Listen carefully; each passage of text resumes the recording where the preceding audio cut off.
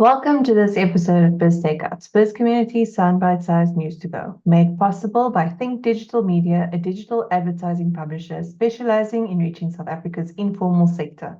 I'm your host, Angie Lawrence, and I'm excited to welcome today's guest. Janine Rebello is the CEO of Township Specialist digital media channel Think Digital, and today we'll be discussing the effectiveness of marketing campaigns in the informal sector. Welcome, Janine. Thank you, Angie. Glad to be here. So Janine, tell us a bit about the township economy. Why is it so largely untapped and misunderstood? Well, it's seen as an informal sector, or it's known as an informal sector. And I think it's untapped because there's not much data available about the sector. And one can imagine, it's very difficult to have any kind of formal analytics. We've got some from Statistics SA, but deep customer and consumer insights quite difficult in this environment.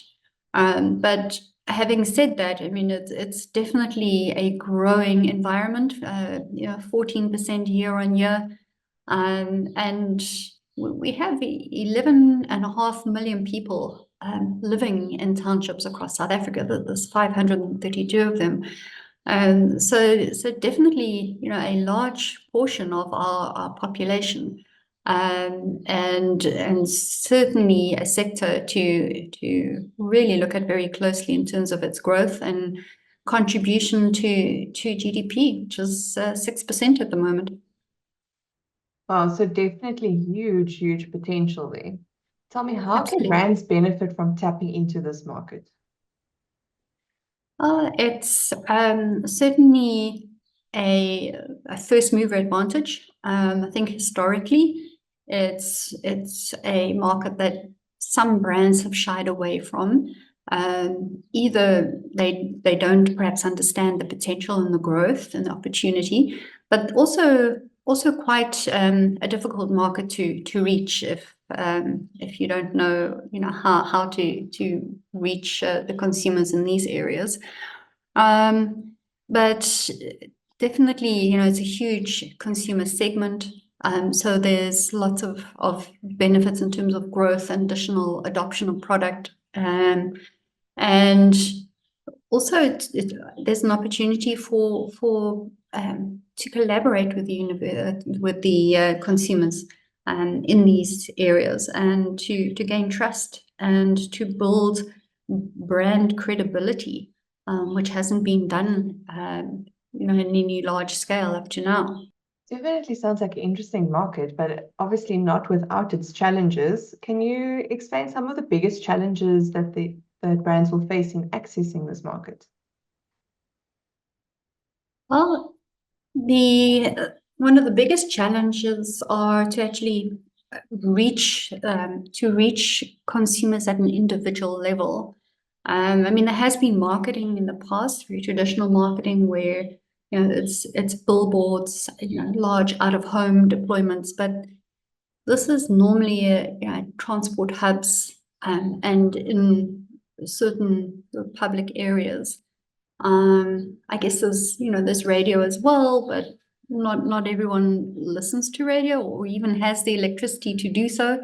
And these areas themselves face many challenges. A lot of them are very underserviced. Either there's no electricity because of load shedding or some fault, or there is just no service provision in that area.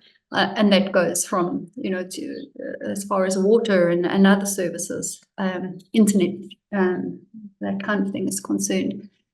So brands would struggle to really engage with consumers on a personal level in that way. There's no formal mechanism to really reach them. One can also talk about, well, perhaps mobile, but mobile data for most of these consumers is really expensive. Although at an aggregate level, the sector contributes a large portion to GDP, at an individual level, A lot of the residents don't have the means to use mobile data in, at a constant rate. So yeah, it is a difficult market to really get traction, and if you in a way that you can really engage at a personal level with the consumers. Obviously, reaching the market is not without its challenges, as you've mentioned. But what are some of the ways that brands can reach the township market, and also versus some of the more traditional, some would say outdated ways? So we've seen a strong trend, especially since COVID, and I think COVID forced and sped up the trend to digital marketing.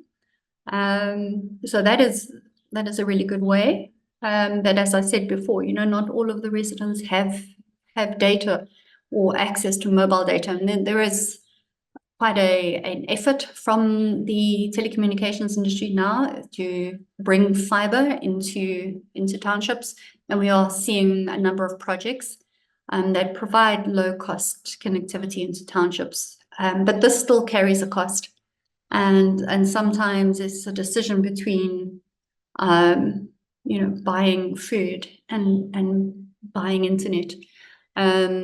So digital marketing definitely has an advantage in that there is that personalized engagement and individual sort of share a voice, if you will, where you can capture the consumer's attention, but very often not the means to reach them.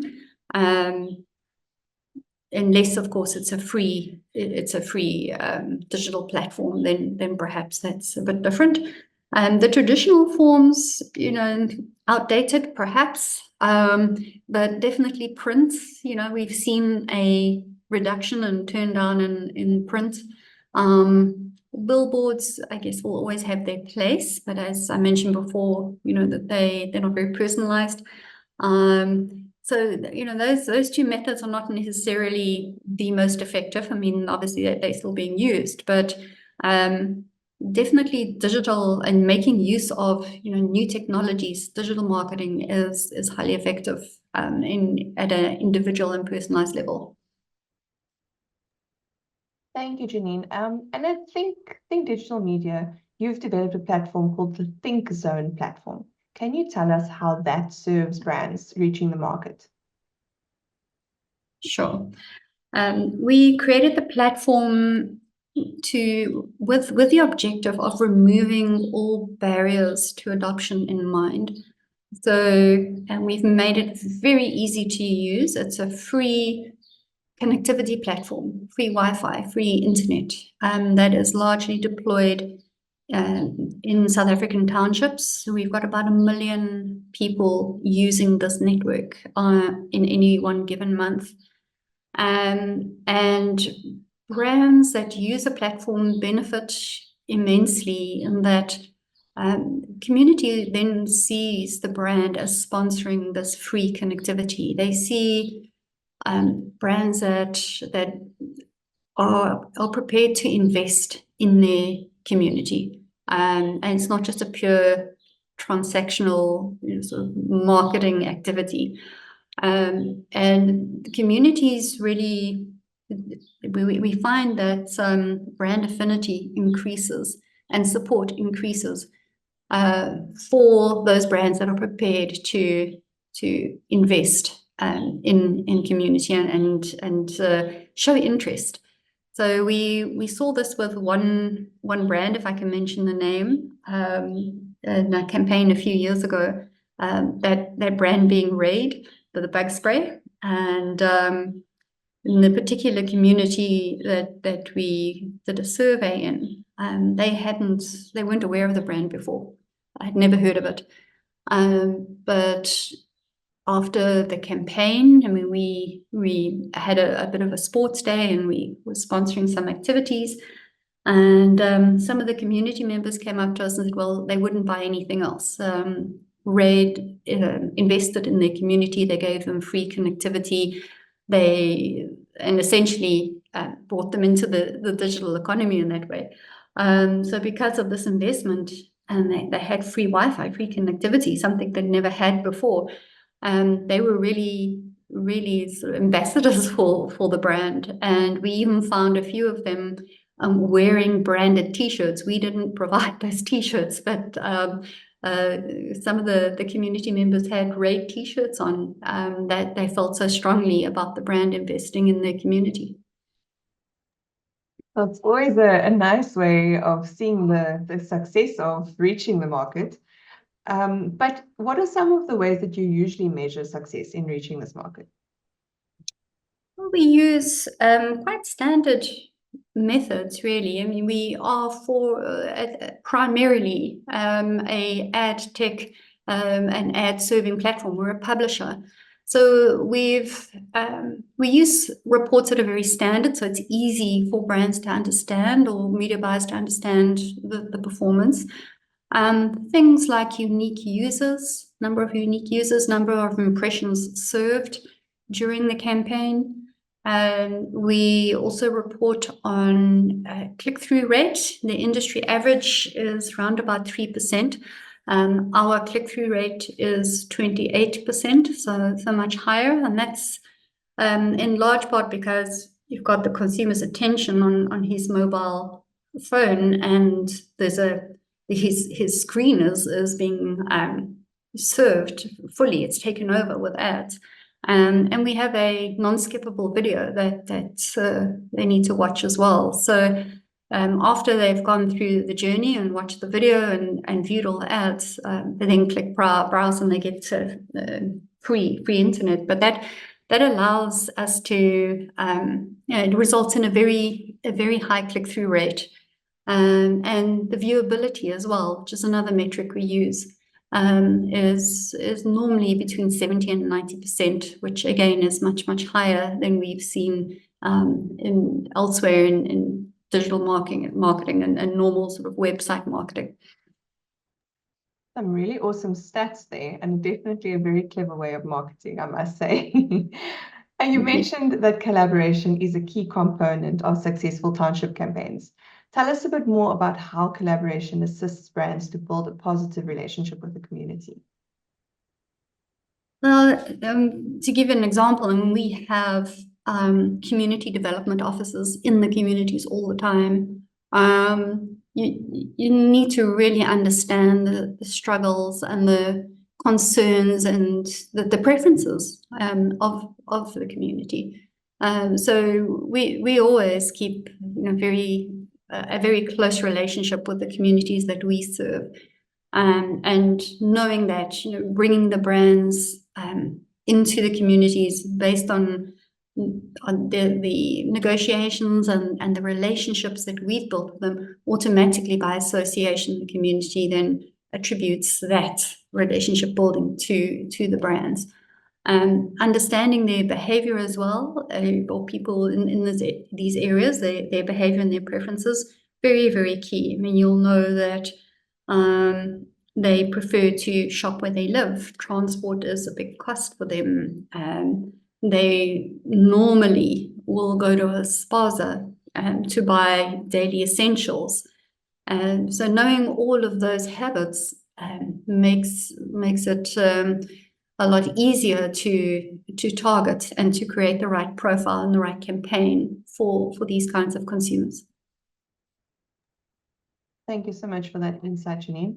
Last but not least, how can listeners get in touch with you? Well, they can reach us on our website. So that's thinkdigitalmedia.online. And we have a contact form, a button right at the top right-hand corner. It's just a contact form. If they fill that in, we will be in contact with them very shortly after that. And that's a wrap on today's show, with thanks to Think Digital Media for making it possible. It's BizTakeouts.